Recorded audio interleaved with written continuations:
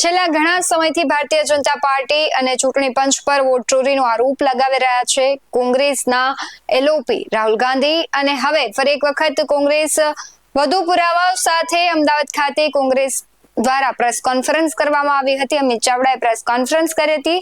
Bharatiya Janata party તથા ગુજરાતના જમુક મત વિસ્તાર છે ત્યાં વોટ ચોરી થઈ હોવાનો દાવો કર્યો હતો। નમસ્કાર, BS9 ટીવી ન્યૂઝમાં આપની સાથે હું ભગવતી વિશાવડિયા। છેલ્લા ઘણા સમયથી રાહુલ ગાંધી જે વોટ ચોરીના મુદ્દાને લઈને સતત કહેવાય છે કે પુરાવાઓ આપી રહ્યા છે, આક્ષેપો કરી રહ્યા છે। આગામી દિવસોમાં જ્યારે બિહારમાં ચૂંટણી છે પહેલા જ જે પ્રમાણે તેમણે પુરાવા આપ્યા હતા તે ઉપરથી કહેવાય છે કે ચૂંટણી પંચ છે તેના ઉપર અનેક વિશ્વસનીયતા ઉપર સવાલ ઉઠી રહ્યા છે। ભારતીય જનતા પાર્ટી સત્તામાં છે, સત્તાના જોરે તે આખું વોટ ચોરીનું જે કહેવાય છે કૌભાંડ રચતી હોય, કૌભાંડ કરતી હોય, ભ્રષ્ટાચાર કરતી હોય અને તે પ્રમાણે વિજય થતી હોય તેવી અનેક અટકળો પણ લાગી રહી છે, પરંતુ હજુ સુધી કોઈ પણ એવો કહેવાય છે કે જવાબ છે ચૂંટણી પંચ દ્વારા નથી આપવામાં આવ્યો, સાબિતી પણ નથી થઈ।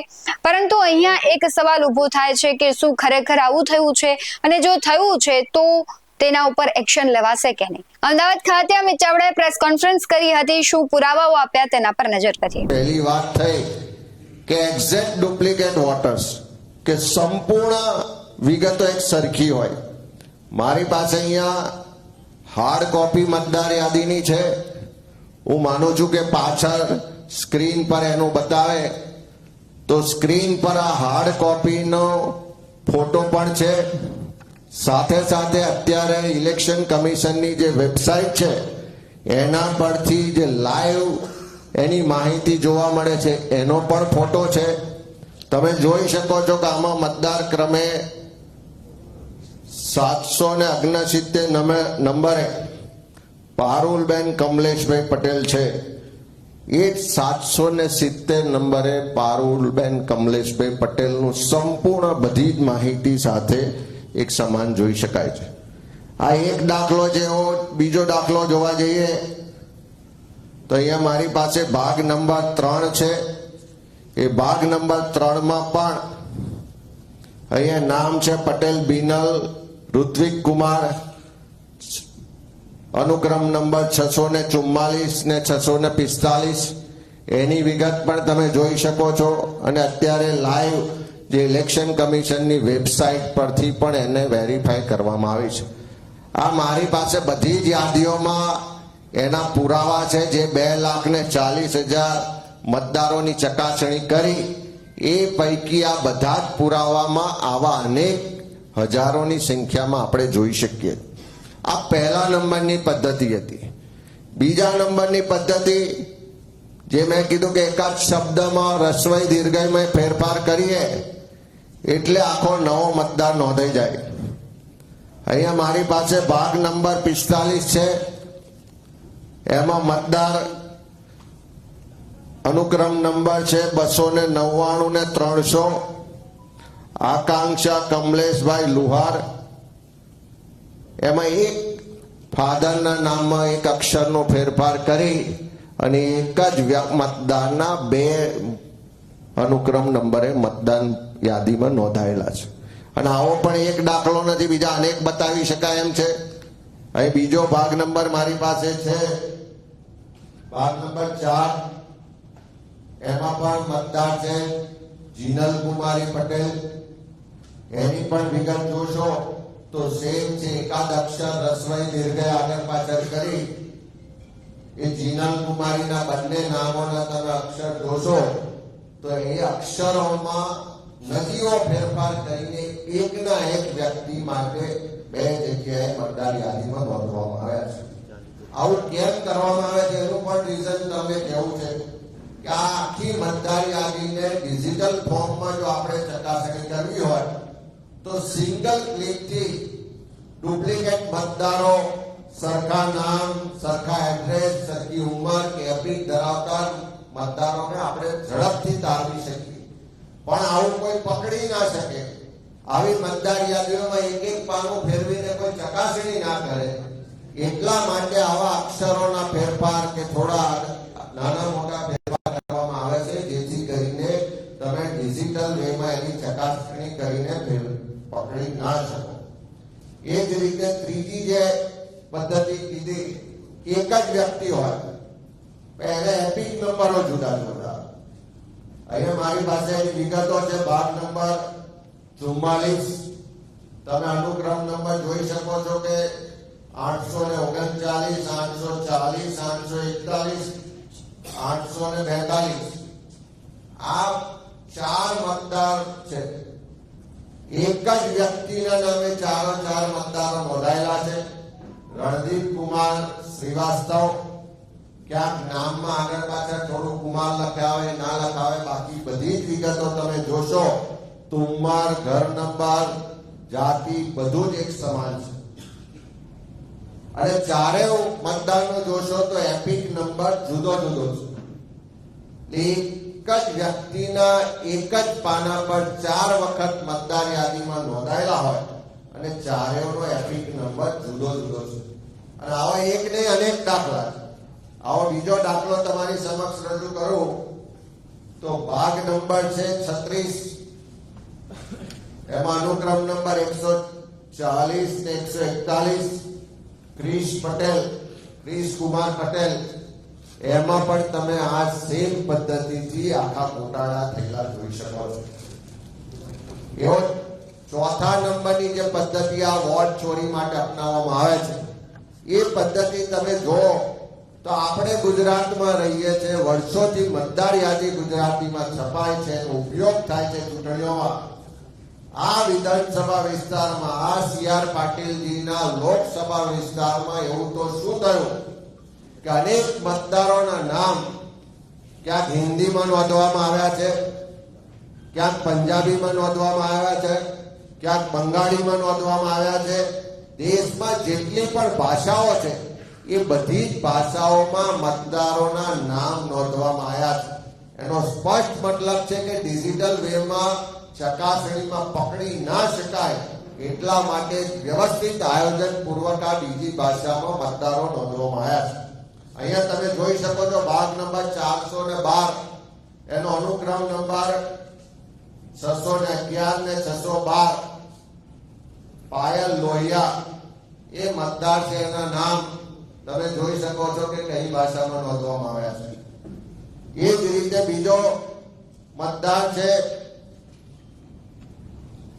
અનુક્રમ નંબર 690 ને 691. મતદારનું નામ બંગાળી ભાષામાં છે, મને તો આવડતી નથી. કદાચ ત્યાંના સંસદ સભ્ય CR પાટીલજીને બંગાળી સારી રીતે આવડતી હશે એટલે એમની ભાષામાં નોંધાયો છે.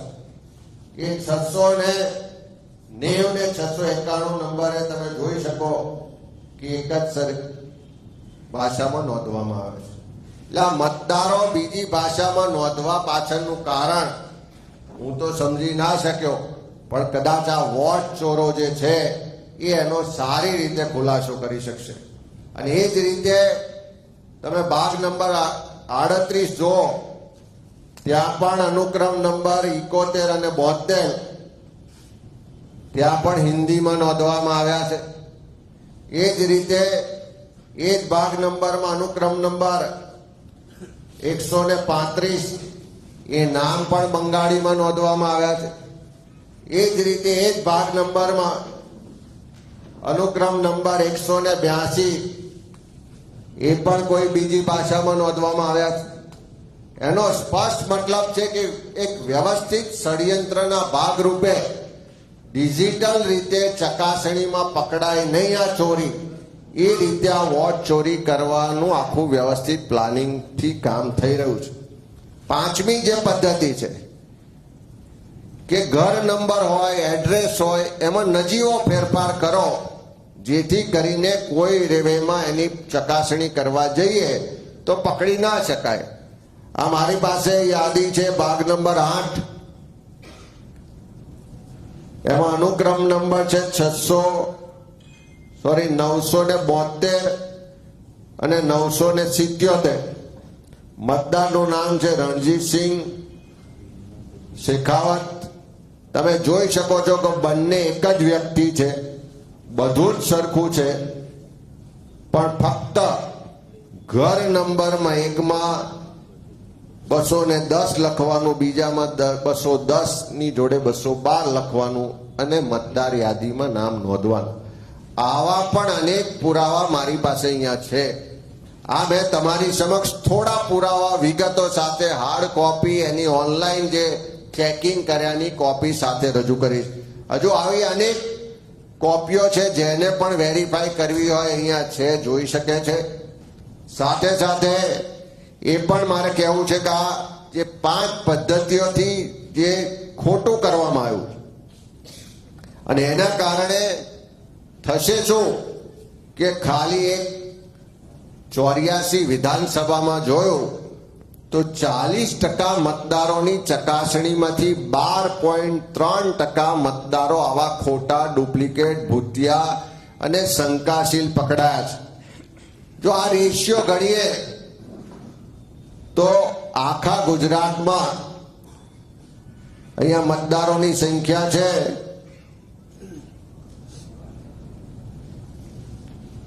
આખા ગુજરાતમાં મતદારોની સંખ્યા 5,06,00,000 મતદારો છે. જો આ 84 પેટર્નથી આ ખોટી ગડબડી વોટ ચોરી થઈ હોય તો લગભગ ગુજરાતમાં 62 લાખ મતદારોની ચોરી હાલની મતદાર યાદીઓમાં પકડાશે એવું 100% આપણે કહી શકીએ છીએ. અને ખાલી 8 લોકસભા વિસ્તારની વાત કરીએ જ્યાં સંસદ સભ્ય CR પાટીલજી છે જે દર વખત રેકોર્ડ બ્રેક મતોથી જીત્યાની વાહવાહીને રેકોર્ડ નોંધાવે છે. ત્યાં બધા જે ધારાસભ્યો છે એના પણ તમે વિગત જોશો તો બધા ખૂબ મોટા મોટા મહાનુભાવો છે. જો આવા મહાનુભાવો કે જ્યાં આગળ કેન્દ્રના મંત્રી, લોકસભાના સભ્ય હોય, એ જ વ્યક્તિ ભારતીય જનતા પાર્ટીના રાજ્યના પ્રમુખ હોય, એ જ વિસ્તારમાં રાજ્યના ગૃહ રાજ્યમંત્રી હોય ને બીજા મહાનુભાવ હોય, એ બધાના મત વિસ્તારમાં આટલું બધું ખોટું હોય અને એમના ધ્યાને ના આવ્યું હોય એવું હું માની શકતો નથી. જે સરકાર 30 વર્ષથી રાજ કરતી હોય એના મોટા ગજાના નેતાઓના વિસ્તારમાં આવી ગડબડીઓ હોય અને એમને ખ્યાલ ના હોય, એમણે એના માટે આજ દિન સુધી અવાજ ના ઉઠાવ્યો હોય, એમણે ક્યારે ચકાસણી કરીને આને સુધારવાનો પ્રયત્ન ના કર્યો હોય, એનો સ્પષ્ટ મતલબ છે કે આ ચોકીદારો ચોર છે.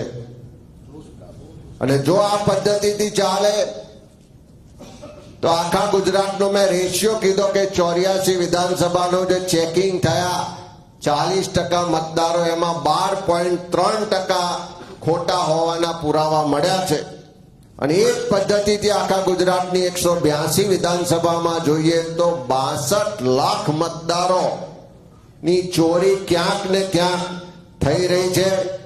મારે ગુજરાતના તમામ જાગૃત નાગરિકોને વિનંતી કરી છે કે આ લોકશાહી બચાવી હોય, તમને, મને, આપણને સૌને જેણે આ દેશના બંધારણે મતનો અધિકાર આપ્યો છે, સમાનતાનો અધિકાર આપ્યો છે, એક વ્યક્તિ એક મત જે આપણો અધિકાર છે, જે સિદ્ધાંત છે, લોકશાહીનો પાયો છે, એના બદલે એક વ્યવસ્થિત ષડયંત્રના માધ્યમથી એક વ્યક્તિ અનેક મત ની ગડબડી કરીને ચૂંટણીઓમાં આખી લોકશાહી ખતમ કરવા માટેનું જે વ્યવસ્થિત ષડયંત્ર ચાલે છે એને ખુલ્લું પાડવાની જવાબદારી આપણા સૌ ગુજરાતીઓની છે. એના માટે એક એક મતદાર યાદીની ચકાસણી કરવાની જવાબદારી પણ આપણા સૌની છે. એક એક મતદારની ચકાસણી કરવાની જવાબદારી પણ આપણા સૌની છે. ત્યારે મારી વિનંતી છે કે આવો બધા સાથે મળી આ લોકશાહી બચાવવાની લડાઈ છે, આ દેશના બંધારણે આપેલા અધિકારોની રક્ષા કરવાની લડાઈ છે. તમને શું લાગી રહ્યું છે, ખરેખર વોટ ચોરી થઈ છે? અને જો ચોરી થઈ છે તો પછી તેના ઉપર કેવા પગલાઓ લેવા જોઈએ, અને જો નથી થઈ અને માત્ર આક્ષેપો છે તો તેના ઉપર પણ કેવા પગલાઓ લેવા જોઈએ? કમેન્ટ બોક્સમાં જરૂરથી જણાવજો. આવા જ વધુ અહેવાલો સાથે ફરી મળતા રહીશું. તમે અમારી YouTube ચેનલને સબસ્ક્રાઇબ કરવાનું, અમને Facebook અને Instagram પર ફોલો કરવાનું ભૂલશો નહીં. બાકી અવનવી અપડેટ્સ મેળવવા માટે જોતા રહો BS90 ન્યૂઝ. નમસ્કાર.